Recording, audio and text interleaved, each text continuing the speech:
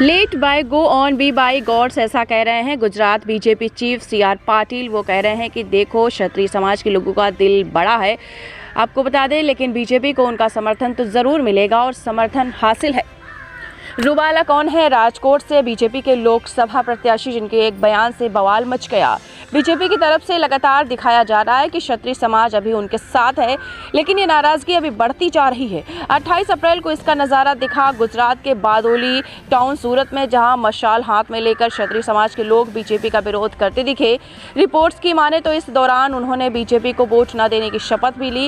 ये दूसरा महासम्मेलन था क्षत्रिय समाज के संकलन समिति का। चलिए अब आपको थोड़ा बैकग्राउंड बताते हैं और आगे क्या क्या हो सकता है ये भी जानते हैं। यूनियन मिनिस्टर राजकोट से उम्मीदवार पुरुषोत्तम रूपाला ने कुछ वक्त पहले एक ऐसा बयान दिया जिससे गुजरात में समाज उनके खिलाफ उतर गए।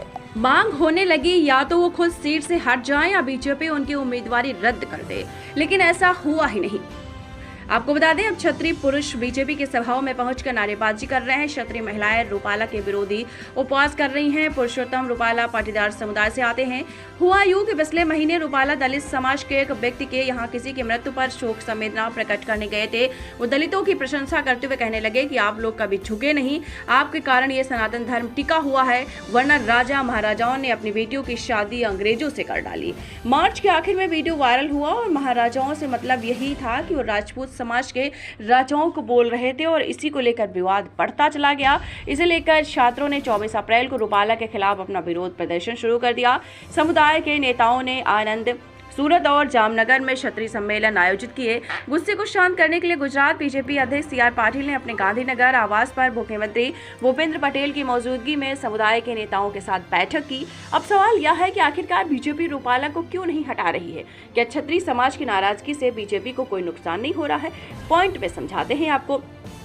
क्षत्रिय समाज से राजकोट में अस्मिता सम्मेलन करने के बाद टिकट नहीं रद्द होने पर राज्य की सभी 26 लोकसभा सीटों पर ऑपरेशन रूपाला लॉन्च करने की धमकी दी थी। राजकोट में हुए सम्मेलन में 3 लाख से ज्यादा छात्र जुटे थे। रिपोर्ट्स के मुताबिक बीते दिनों सूरत के बारडोली में विरोध करने का ये नजारा देखा गया।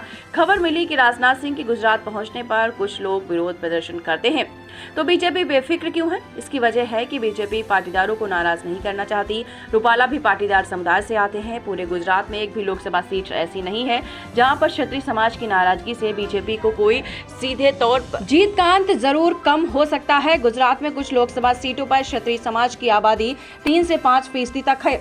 आंदोलन के एपिसेंटर बने राजकोट में भी क्षत्रिय स्थिति में नहीं है कि परिणाम को बदल सके, इसलिए कांग्रेस ने पाटीदार उम्मीदवार के तौर पर परेश धारानी को उतारा है। हालांकि एक उदाहरण से समझे कि चीजें बदल भी सकती हैं। जैसे सुरेंद्रनगर में कोहली वोटर ज्यादा है, यहाँ कोहली में 2 बंटवारा है, तड़पदा और चुवाड़िया। बीजेपी ने वहाँ चुवाड़िया कोहली को टिकट दिया है, जबकि कांग्रेस ने तड़पदा को, और तड़पदा वोटर यहाँ ज्यादा है। या तड़पदा और क्षत्रिय मिलकर वोट करें तो बीजेपी के लिए संकट पैदा हो सकता है। अब बात यह है कि क्या ये बेफिक्री बीजेपी की टेंशन बढ़ा रही है? कह सकते हैं कि क्यों बीजेपी को गुजरात में सीधा मुकाबला नहीं है। बीजेपी की चिंता इस बात को लेकर है कि अगर इस आंदोलन का दायरा बढ़कर राजस्थान, हिमाचल प्रदेश, उत्तर प्रदेश तक पहुंचा तो पार्टी को नुकसान हो सकता है। जो हो रहा है, राजस्थान में समाज की भागीदारी 45% तक है, हिमाचल में ये 90% है और पश्चिम यूपी की काफी सीटों पर क्षत्रियों की तादाद काफी ज्यादा है। एक और बात की, राजकोट वही सीट है जहां से नरेंद्र मोदी ने मुख्यमंत्री बनने के बाद पहली बार विधायक का चुनाव लड़ा था।